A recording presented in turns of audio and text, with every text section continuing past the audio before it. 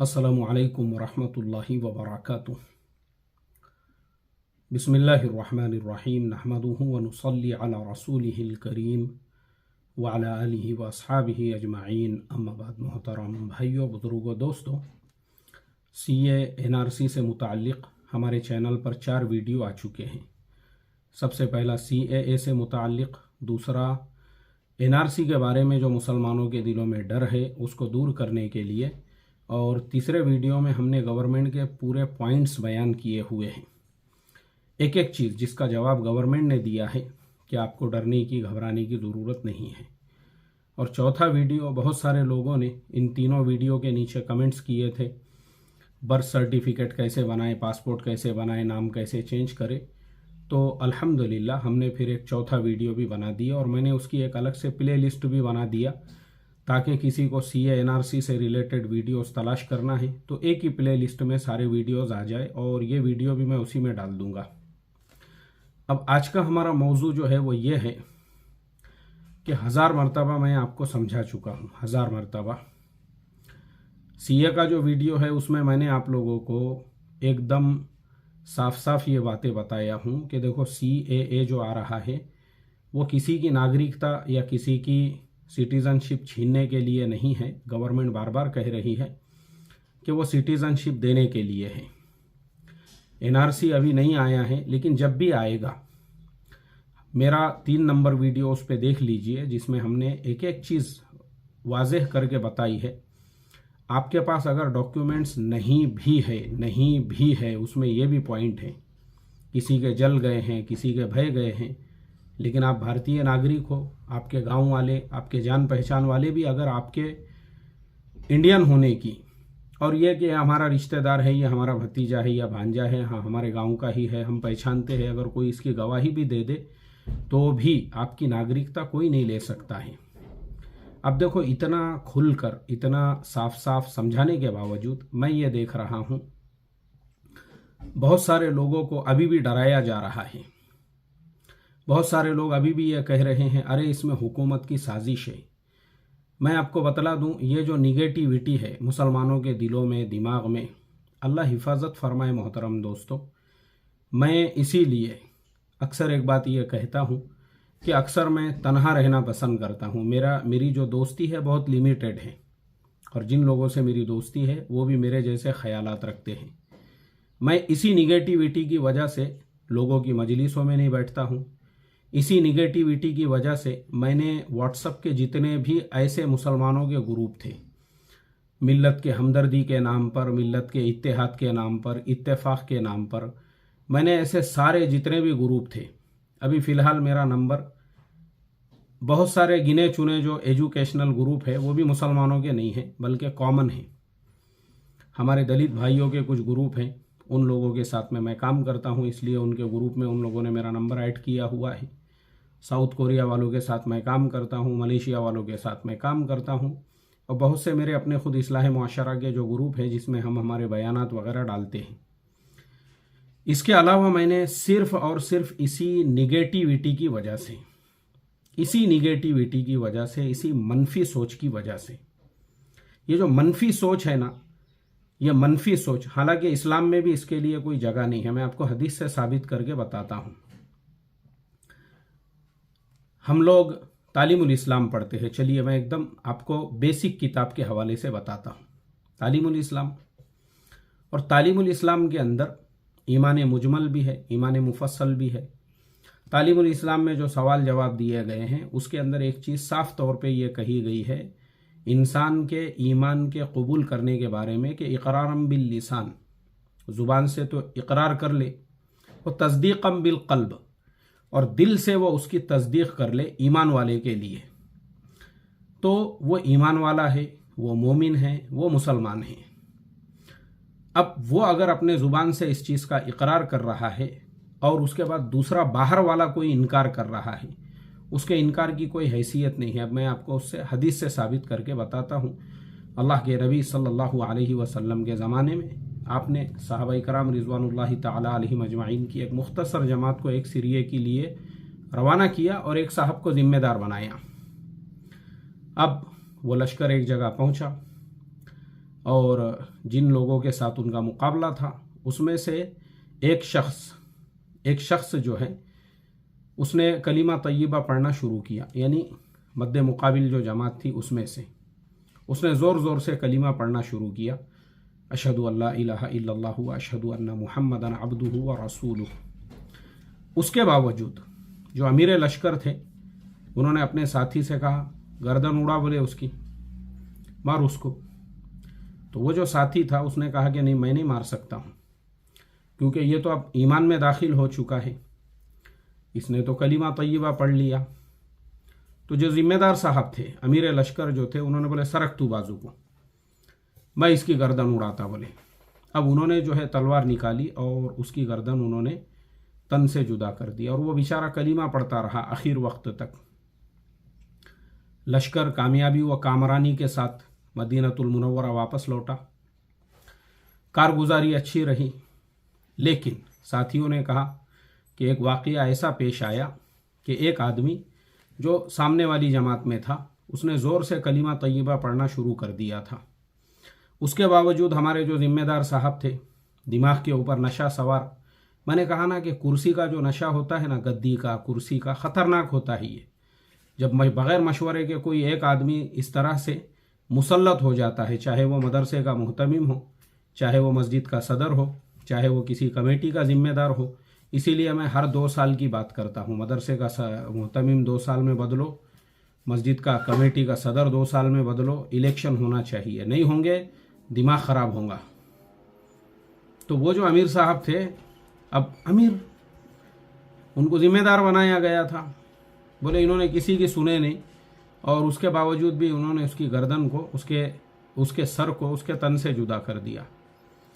अब देखो, आकाए नामदार ताजदार मदीना मोहम्मद अरबी रसूल अकरम सल्लल्लाहु अलैहि वसल्लम का चेहरा अनवर लाल हो गया गुस्से में, और अल्लाह के नबी सल्लल्लाहु अलैहि वसल्लम ने उनसे कहा, यानी अमीर साहब ज़िम्मेदार, क्योंकि ज़िम्मेदार के ऊपर भी एक ज़िम्मेदार थे। ऐसा नहीं है कि हमारा जो ढेर फुगिया मोहतमिम है उसके ऊपर कोई है ही नहीं उसको पूछने के लिए, इसलिए वो दीवार पे 10-10 मरतबा टाइल्स चेंज करा रहा है, मदरसे के चंदे के पैसे अपने हिसाब से जहाँ दिल में आया वैसे लोगों को कर्जे बांट रहा है, उसको इन्वेस्ट कर रहा है बिल्डिंगों के कारोबार में। इसके बाप का माल है ना, कोई पूछने वाला ही नहीं है। ऐसे ही मस्जिद का सदर चंदे के पैसों पे अय्याशी कर रहा है, बाप का माल समझ रहा, इमाम को खड़े खड़े निकाल दे रहा, और किसी ने बोला झगड़े करने को आ जा रहा हो, क्यों तुमने इमाम साहब की तायद में बोले, क्यों? दिमाग ख़राब हो गया इसका, क्योंकि उसके ऊपर है नहीं कोई पूछने वाला। अभी मैं एक और ख़बर पढ़ रहा था हैदराबाद की, वहाँ पे एक सदर साहब ने मस्जिद के बाजू में कब्रस्तान था, वहाँ घास में आग लगा दी है। वो आग ऐसी फैली कि आजू बाजू के घरों को आग लग गई। वो कोई है ही नहीं सदर साहब को किसी से राय मशवरा लेने की का, उनका जो है मिजाज ही आमिराना है, मिजाज ही जो है दिमाग ख़राब हो चुका है गद्दी और कुर्सी की गर्मी की वजह से। इसलिए 2-2 साल में बदलो, 2-2 साल में बदलो। वो भी जो जनाब थे तो, लेकिन उनके ऊपर अल्लाह के नबी सल्लल्लाहु अलैहि वसल्लम थे, इस्तिफसार के लिए था, कोई पूछने के लिए। तो अल्लाह के नबी सल्लल्लाहु अलैहि वसल्लम ने पूछा उनसे, भाई तुमने ऐसा क्यों किया? उन्होंने क्या कहा? उन्होंने कहा, आए अल्लाह के नबी, वो जो साहब थे उन्होंने तो डर और खौफ की वजह से कलीमा तय्यबा पढ़ लिया। हदीस में ये अल्फाज मिलते हैं, अल्लाह के नबी सल्लल्लाहु अलैहि वसल्लम ने उनसे कहा, अशक़क़ता क़ल्बुहु, क्या तूने उसके दिल को शक किया और दिल में देखा तूने कि उसने डर की वजह से कलीमा तय्यबा पढ़ा? अरे ज़ाहिरी तौर पर हम ज़ाहिरी आमाल के हम जो है ना, हमारे लिए जो ज़ाहिरी आमाल है, जो ज़ाहिर है, हम उसके मुकल्लफ़ है। अब देखो, अब मैं मसाइल के एतबार से भी बताता हूँ। फ़िक़्ह के जो हमारे मसाइल है उसके अंदर एक आदमी है, उसको ये शक है कि उसका वुज़ू टूट गया। अब उसका वुज़ू बाकी है या वुज़ू बाकी नहीं रहा, उसको ये शक है कि मेरी हवा खारिज हो गई। तो शरीयत ये कहती है कि तुझे अगर शक है तो सिर्फ़ शक की बुनियाद पर तेरा वुज़ू नहीं टूटेगा। उसके लिए 2 चीज़ें हैं, या तो बदबू का आना है या दूसरे आवाज़ का आना है। अगर आवाज़ आई थी और अगर बदबू फैली थी तो इसको जो है, क्योंकि शरीयत के अंदर यकीन को कि यकीन की अहमियत है, शरीयत के अंदर यकीन का एतबार है, शरीयत के अंदर शक शुबे का कोई एतबार नहीं है। तो ऐसे ही अब मैं फिर वापस इस मसले पे आता हूँ, एनआरसी वाले पर। अब देखो यहाँ पे गवर्नमेंट साफ लफ्ज़ों में 13 सवालों के आपके जवाब दिए गए।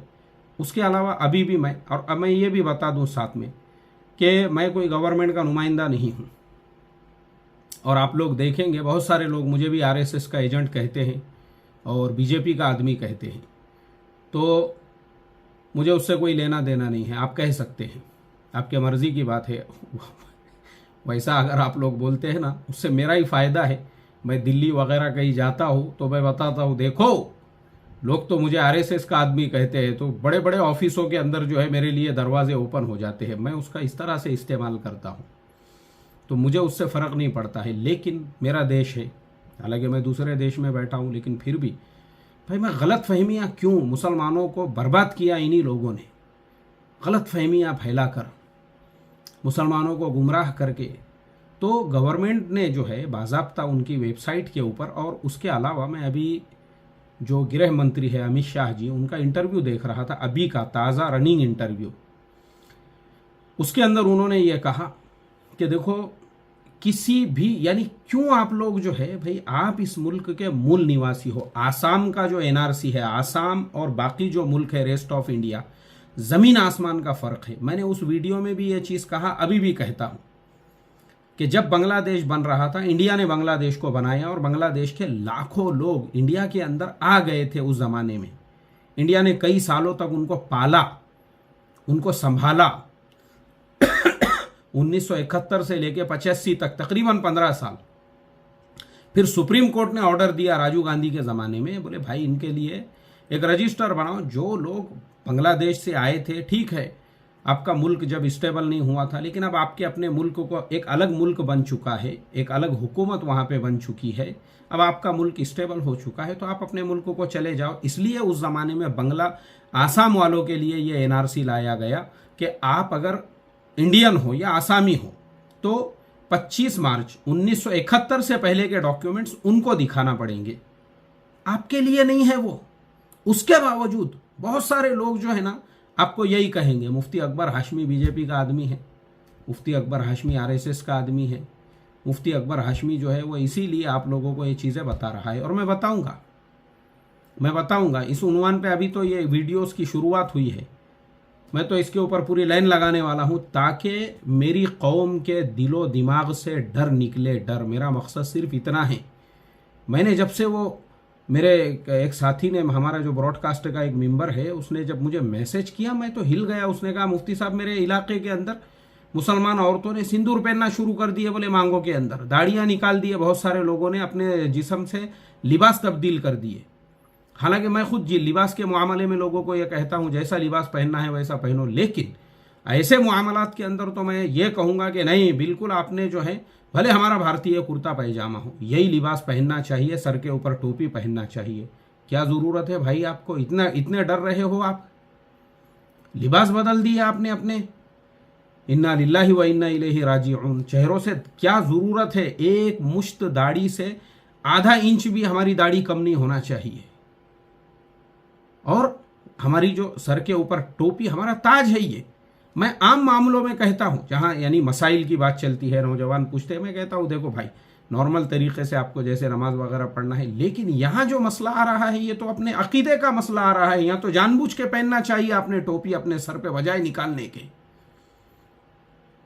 गलत बात है यार ये। तो मैं हिल गया। ब्रॉडकास्ट के हमारे उस मेंबर ने जब सारे हालात लिख कर भेजा अपने इलाके के, मैं बोला भाई उम्मत के दिल से डर और खौफ निकालना ज़रूरी है। तो मैं आप लोगों को यही कहूँगा, ये जो आपको डराने वाले हैं, किसी को भी 1987 से पहले का बर्थ सर्टिफिकेट नहीं चाहिए। इंडिया की जो सिटीजनशिप मिलती है वो पांच चीज़ों की वजह से, 1955 का जो गवर्नमेंट का जो बिल है पास किया हुआ, उसकी बुनियाद के ऊपर बाय बर्थ। ये जो वीडियो मैं रिकॉर्ड कर रहा हूँ, इसके बाद भी अगर कोई इंडिया में पैदा होता है, या एनआरसी जिस दिन शुरू होगा और आपके घर को कोई रजिस्टर लेके आया, उस दिन भी अगर कोई पैदा होता है ना, तो भी वो भारतीय नागरिक है। नाना का खेत नहीं है ये।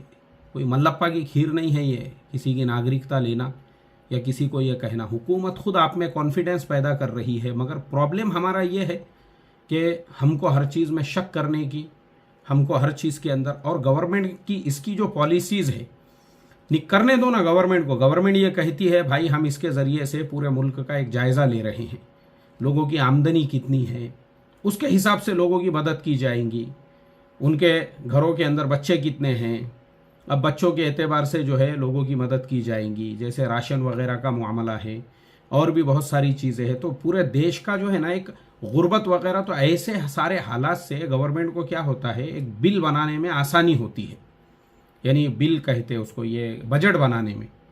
जो हर साल हमारे यहाँ पे 1 फरवरी को जो हमारा पूरे मुल्क का जो बजट होता है, वो बजट जो पार्लियामेंट में पेश किया जाता है ना, उसके अंदर आसानी होती है।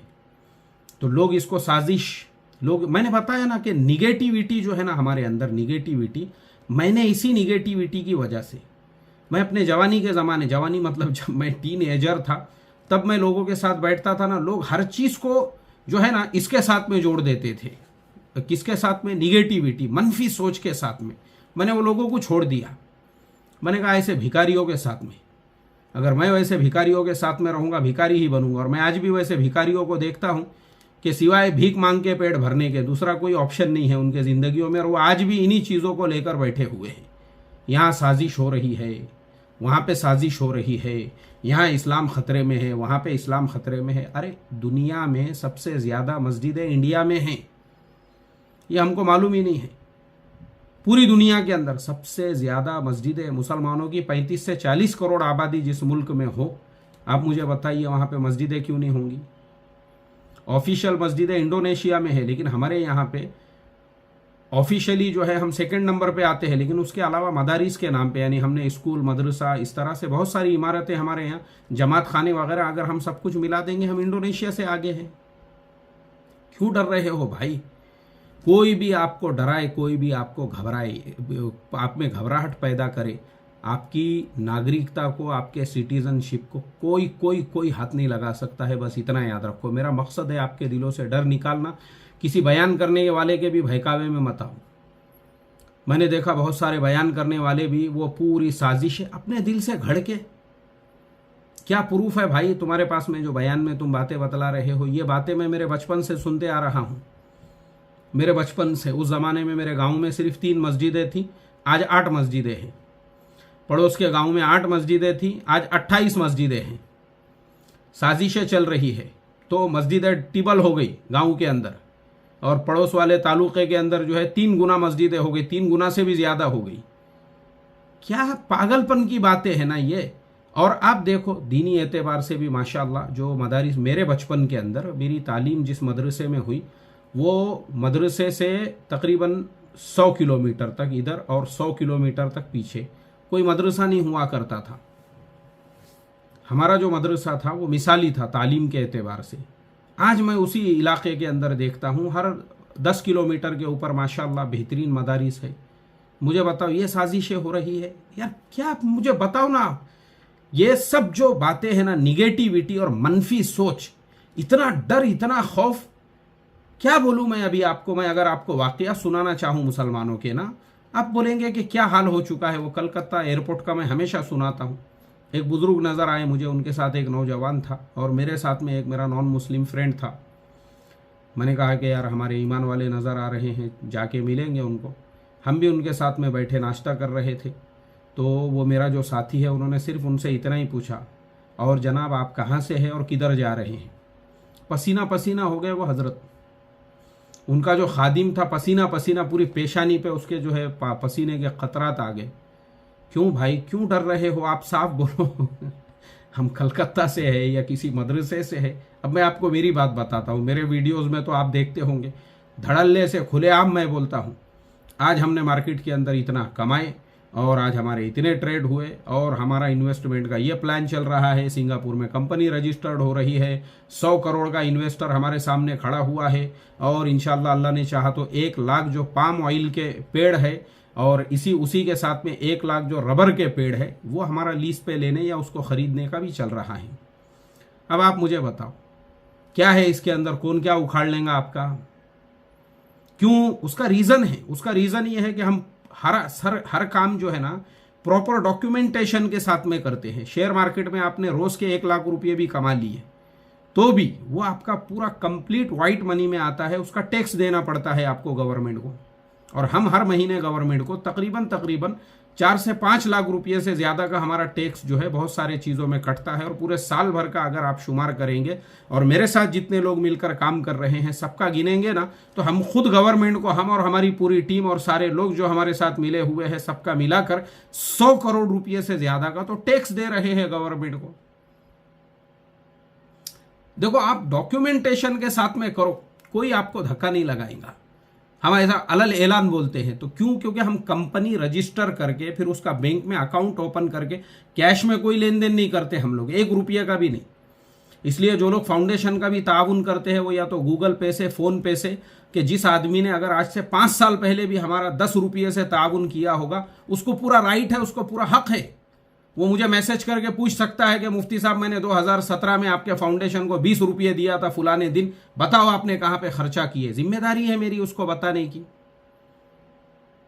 जिम्मेदारी है, क्योंकि हम पूरा काम जो है ना, आप ऐसा काम करो ना, आपको कोई डरने की जरूरत ही नहीं। आप अगर सही काम कर रहे हो, अब एयरपोर्टों पे मैं सफर करते रहता हूं, एयरपोर्ट कई मुल्कों का वीजा ऑलरेडी मेरे पासपोर्ट पे लगा हुआ है।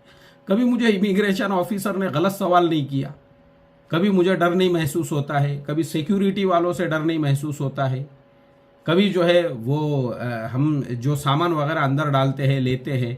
और इसी तरह से कभी भी नहीं मैं किसी मुल्क का वीज़ा अप्लाई करने के लिए जाता हूं, क्योंकि हम अपना जो डॉक्यूमेंटेशन है ना वो सारा का सारा प्रॉपर रखते हैं। किसी ने रात में 2 बजे भी उठा के हमारे से कोई सवाल किया, हमारे पास में हर चीज़ अपनी अवेलेबल है अल्हम्दुलिल्लाह, अल्लाह के फजलो करम से। देखो ये तरीका होता है। आप पसीना पसीना क्यों हो गए भाई? आपको सिर्फ मैंने इतना ही, हमारे दोस्त ने इतना ही पूछा कि आप लोग कहाँ से आए, कहाँ जा रहे। हम तो अलग ऐलान बताते, पूरा वीडियो बना के बताते हम कि अभी मैं बंबई एयरपोर्ट के ऊपर बैठा हुआ हूँ और अभी रात का खाना खाते खाते लाइव मजलिस लिया मैंने साउथ कोरिया जाते टाइम पे। अरे कोई ज़रूरत ही नहीं है भाई तुमको ना डरने की ना घबराने की, कोई ज़रूरत नहीं, बल्कि उल्टा आपका रिस्पेक्ट होता है, आपकी इज्जत होती है। आप कभी किसी पुलिस स्टेशन में कुछ काम को लेकर गए और वहां उनको पता चला कि आप गवर्नमेंट को हर साल इतना टैक्स देते हैं, यानी जो टैक्स देने वाला होता है ना, कुर्सी पेश करते हो आपको बैठने के लिए, फौरन ठंडा पानी मंगाते, रिस्पेक्ट इज्जत करते हो आपकी। क्यों? क्योंकि आप देश को जो है फायदा पहुंचा रहे हो, आप यूजफुल हो देश के लिए, तो क्यों आप डर रहे हो? मेरा इतना ही कहना है। मैं कहता हूं ना, मैं इतने मुल्कों का सफर करता हूं, मुझे अपने भारत देश से सबसे ज्यादा मोहब्बत है और मैं नहीं चाहता हूं कि सोशल मीडिया पे लोग मेरे देश को बदनाम करें और इस तरह से मुसलमानों को, क्योंकि मुसलमानों के जवाल का रीज़न है बस यही निगेटिविटी है।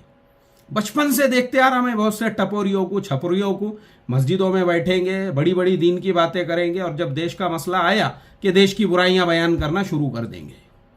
किसको आरएसएस का एजेंट, कोई बीजेपी का एजेंट। इसके अलावा मुसलमानों ने कुछ किए नहीं, इसीलिए झोपड़पट्टियों से बाहर निकले नहीं है, इसीलिए भीख मांग के खाने के अलावा दूसरा ऑप्शन नहीं है, इसके लिए तरक्की के रास्ते नहीं है। और मैं आपको मेरी बचपन से पॉजिटिव सोच है भाई। देश का जो कायदा है, कानून है, एक जुमला, कायदे में रहो फायदे में रहोगे, कोई आपको धक्का नहीं लगाएगा। आप कायदे में रहो, हर काम कायदे में रहकर करो। आप इस मुल्क के रहवासी हो, कोई आपको, मैं बता रहा हूं ना आपको, क्यों आपकी सिटीजनशिप को क्यों लेंगे? आप मूल निवासी हो। मैं 1000 मरतबा बोल चुका हूं, मुगल बादशाहों के ज़माने के अंदर जो लोग इस्लाम में कन्वर्ट हुए थे, भारत के 90% मुसलमान उन्हीं की औलादे हैं। सिर्फ भारत नहीं है, आप पाकिस्तान चले जाओ, आप अफगानिस्तान चले जाओ। मौलाना तारिक जमील साहब के बयान में कई मरतबा मैंने सुना, वो बोलते हैं कि हम लोग पृथ्वीराज चौहान के ख़ानदान से है और हम लोग ख़ानदानी एतबार से राजपूत है। पूरे पाकिस्तान में सारे हिंदुओं की ही औलादे हैं। आज भी पाकिस्तान में 5-5 हज़ार साल पुराने मंदिर बाकी है। अफगानिस्तान में कौन है? अभी भी वो बामियान के अंदर जो है बौद्धा की बड़ी बड़ी जो मूर्तियाँ मिली थी। अफगानिस्तान से लेके पाकिस्तान है, भारत है, श्रीलंका है, नेपाल है, भूटान है, उसके बाजू में बर्मा है और आगे थाईलैंड के अंदर भी एक अयोध्या है, आपकी मालूमात के लिए। और उसके आगे जो कंबोडिया है, कंबोडिया में दुनिया का सबसे बड़ा मंदिर है। क्या क्या बताऊं मैं अभी आपको। ये पूरे मुमालिक जो है ना एक ज़माने में, ये सारा क्या सारा जो इनका सबका डीएनए एक ही है। बाद में मुल्कों के अंदर जो है हुकूमतें तब्दील हुई और जो है इस्लाम की दावत पहुंची हमारे इन मुल्कों के अंदर, तो इसलिए उस ज़माने के अंदर लोगों ने इस्लाम कबूल किया। इसीलिए बहुत सारे लोगों के सरनेम अभी भी जो है सेम सेम है। तो क्यों आपको कोई आपकी नागरिकता लेगा, क्यों डर रहे हो आप? ये टपोरी छपरी बयान करने वाले लुखे और मवाली और भीख मांग के पेट भरने वाले जो लोग हैं ना, इनकी ढेरियां ज़मीन को लग रही है, फिर भी इनको भारत से शिकायत है, फिर भी इनके खिलाफ साजिशें हो रही है। इनके पेंदे ऐसे लटक गए हुए हैं, खा खा के आंग पे ऐसे चर्बी के थर जम गए हुए हैं। इनके हर एक नज़ाकतें पूरी हो रही है। इनका नाश्ता इनके दिल के हिसाब से, दोपहर के खाने में 25 खाने, रात को बराबर इनके हिसाब से सारे खाने, सब खा खा के ऐसे पेंदे फुला फुला के और चर्बी के थर, फिर वो मुल्क के खिलाफ, फिर भी उनके खिलाफ में साजिशें ही हो रही है। ये भड़काएंगे आपको, ये भड़काएंगे, ये वरगलाएंगे। क्यों? इनका मकसद ही सिर्फ इतना है, मुसलमानों को डरा के रखो तो मुसलमान हमको अकाबिर मानेंगे, आपको बड़ा मानेंगे, आपको बुजुर्ग मानेंगे। कोई ज़रूरत नहीं है किसी से डरने की। मैंने क्या कहा? मुसलमानों, तुम्हारी नागरिकता तो दूर की बात है, तुम्हारे खाल तो दूर की बात है, तुम्हारे बाल को भी पूरे मुल्क के अंदर कोई धक्का नहीं लगाएंगा, इतना याद रखो। ये एनआरसी वगैरह जो आएगा वो खाली तुम्हारे लिए नहीं, हर धर्म वालों के लिए आएगा, वो पूरे देश के लिए आएगा। तुम क्यों डर रहे हो उससे इतना? बार बार मैं समझा रहा हूँ आप लोगों को, आपके दिल से डर निकालने के लिए। निकालो अपने दिल से डर। और ये जो तुमको डराने वाले छपरी टपोरी पंटर लुखे मवाली है ना, या तो इनको आपसे वोट चाहिए, या तो इन भामटों को आपसे नोट चाहिए, या तो इनमें से भीख मांग के पेट भरने वाले बहुत सारे जो है भेड़िए होंगे, या तो फिर बहुत सारे वो होंगे जो तुमको डरा डरा कर और गुमराह कर करके वो ये सोचेंगे कि हम बताएं मुसलमानों को कि हम मुसलमानों के सबसे बड़े हमदर्द है, इसलिए हमको वोट दो या हमको नोट दो। बस वोट और नोट का मसला है, इसके अलावा कुछ नहीं। तुम्हारी नागरिकता को, तुम्हारे सिटीजनशिप को ऐसा धक्का भी नहीं लगा सकता कोई। इंशाअल्लाह मैं आपको ये बात पूरी गारंटीड, पूरे अल्लाह तबारक व ताला के साथ, इत्मीनान क़ल्ब के साथ में मैं बोल रहा हूँ, पूरे इत्मीनान क़ल्ब के साथ में। बिल्कुल डरो मत, बिल्कुल घबराओ मत, कोई ज़रूरत नहीं है तुमको। हाँ, इतना मैं ज़रूर कहूँगा, जो अपने डॉक्यूमेंट्स वगैरह होते हैं, हम अपने डॉक्यूमेंट्स प्रॉपर रखें। जैसे मैंने उसके ऊपर पहले एक वीडियो डाला, वो भी आप खुद से बना सकते हो, उसमें भी आपको जो है पैसे खर्चा करने की ज़रूरत नहीं है। ठीक है, दुआओं की खुसूसी दरख्वास्त है। बस मुझे फ़िक्र होती है तुम लोगों की, इसीलिए मैं चाहे दुनिया में कहीं पे भी रहूं, इस तरह से मैं वीडियो बना के डालते रहता हूं, ताकि आपके दिलों में डर ना रहे, खौफ ना रहे। मैं भी उसी भारत देश का नागरिक हूं जो आज आप लोगों के सामने जो है ना, इतनी सारी मैं अपने कारोबार बिजनेस के लाइन की बातें करते रहता हूँ ना, उसी देश का मैं भी नागरिक हूँ।